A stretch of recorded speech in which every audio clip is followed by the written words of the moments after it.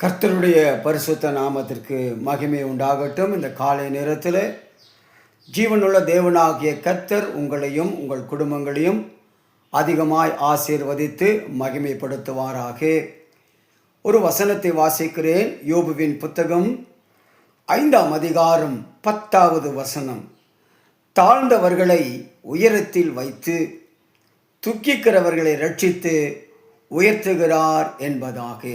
எனக்கு அன்பான என் குடும்பத்தின் மக்களே, நம்முடைய தேவனாகிய கர்த்தர் தாழ்ந்தவர்களை உயரத்திலே வைத்து துக்கத்தோடு வாழ்கிறவர்களை ரட்சித்து அவர்களை ஆசீர்வதிக்கிற தேவனாகிய கர்த்தர்.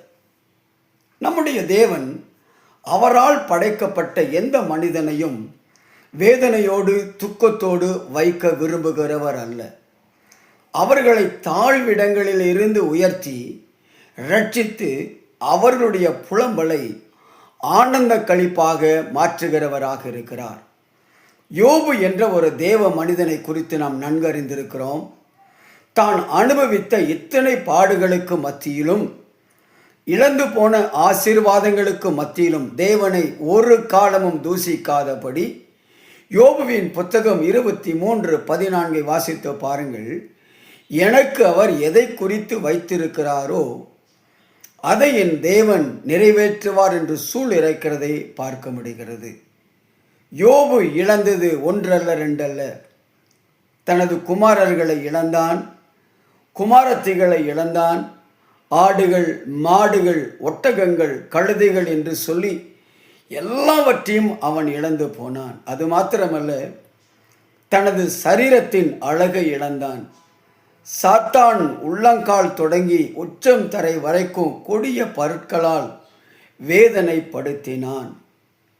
யோபு ஓட்டை எடுத்து தன்னை சுரண்டி கொண்டு சாம்பலில் உட்கார்ந்தான் என்று வேதம் சொல்லுகிறது. யோபுவின் புத்தகம் 2ஆம் அதிகாரம் 10 வாசித்து பாருங்கள். இப்படிப்பட்ட சூழ்நிலையிலும் யோபு தன் உதடுகளால் பாவம் செய்யவில்லை. யோபு 1ஆம் அதிகாரம் 21 வாசித்து பாருங்கள். கர்த்தர் கொடுத்தார், கர்த்தர் எடுத்தார், கர்த்தருடைய நாமத்திற்கு ஸ்தோத்திரம் உண்டாகட்டும் என்றார். பாடுகளை சகித்தார். என கண்மான தேவ பிள்ளையே, நாமும் பாடுகளை சகிக்க வேண்டும். சூழ்நிலைகளை கண்டு கலங்காதிருங்கள். அதை மாற்றுகிற தேவன் நம்முடைய கூட இருக்கிறார். அவரை நோக்கி நாம் பார்ப்போம். நமக்கு குறித்திருக்கிறதை அவர் நிறைவேற்றுவார். அவர் பொய் சொல்ல மனிதன் அல்லவே. சுக வாழ்வு நமக்கு உண்டாகும். காலம் தாமதமானாலும் காத்திருங்கள். 1 சாமுவேலின் புத்தகம் 9:24 வாசித்து பாருங்கள்.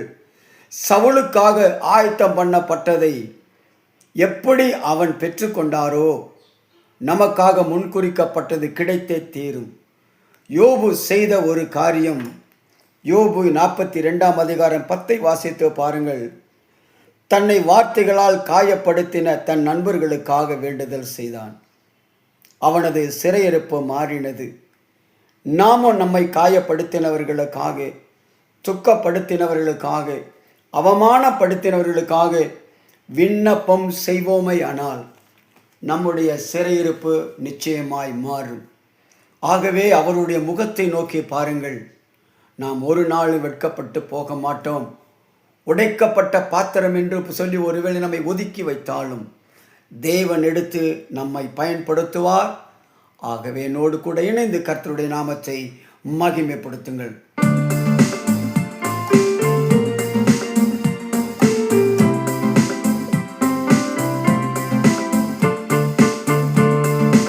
உமது முகம் நோக்கி பார்த்தவர்கள் வெட்கப்பட்டு போனதில்லை.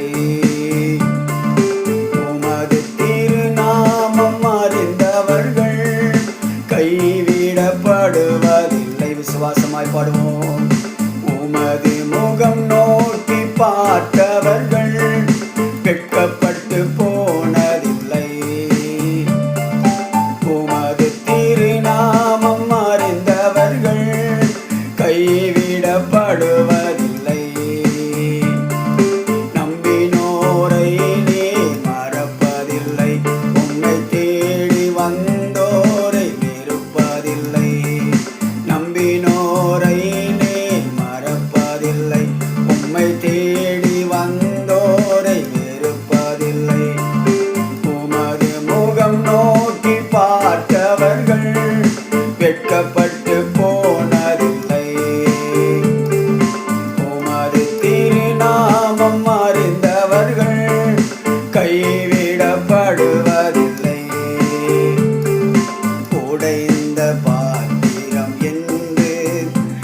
நீர் எவரையும் தள்ளுவதில்லை. உடைந்த பாத்திரம் என்று நீர் எவரையும் தள்ளுவதில்லை. ஒன்றுக்கும் உதவாதோர் என்று நீர் எவரையும் தள்ளுவதில்லை. ஒன்றுக்கும் உதவாதோர் என்று நீர் எவரையும் சொல்லுவதில்லை. இயேசு மகாராஜா எந்தன் நேசா, இரக்கத்தின் சிகரம் நீரே. இயேசு மகாராஜா எங்கள் நேசா, இரக்கத்தின் சிகரம் நீரே. உமது முகம் நோக்கி பார்த்தவர்கள் வெட்கப்பட்டு போனதில்லை. உமது திருநாமம் அறிந்தவர்கள் கைவிடப்படுவதில்லை. ஏழைகளின் பலன் அவரே, எளியோரின் நம்பிக்கையும் அவரே. திக்கற்ற பிள்ளைகளுடைய வேதனைகளை அறிந்தவரும் உதவி செய்கிறவரும் நல்ல தகப்பனுமாயிருக்கிறவர் நம்முடைய தேவனாகிய கர்த்தர். அவர் இரக்கங்களுக்கு முடிவே இல்லை. ஆகவே உற்சாகத்தோடு கூட தேவனை மகிமைப்படுத்துங்கள். நம்முடைய சிறு இருப்பை மாற்ற ஒரு வல்லமையுள்ளவர். ஏழைகளின் பலன் நீரே, எளியோரின் நம்பிக்கை நீரே. ஏழைகளின் பலன் நீரே, எளியோரின் நம்பிக்கை நீரே. திக்கற்றோர் வேதனை அறிந்தே உதவிடும் தகப்பன் நீரே. திக்கற்றோர் வேதனை அறிந்தே உதவிடும் தகப்பனும் நீரே. இயேசு மகாராஜா எங்கள் நேசா, இரக்கத்தின் சிகரம் நீரே.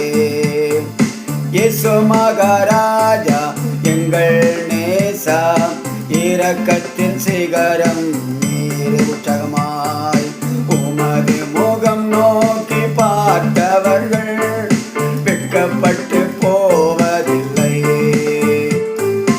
உமது திருநாமம் அறிந்தவர்கள் கைவிடப்படுவதில்லை.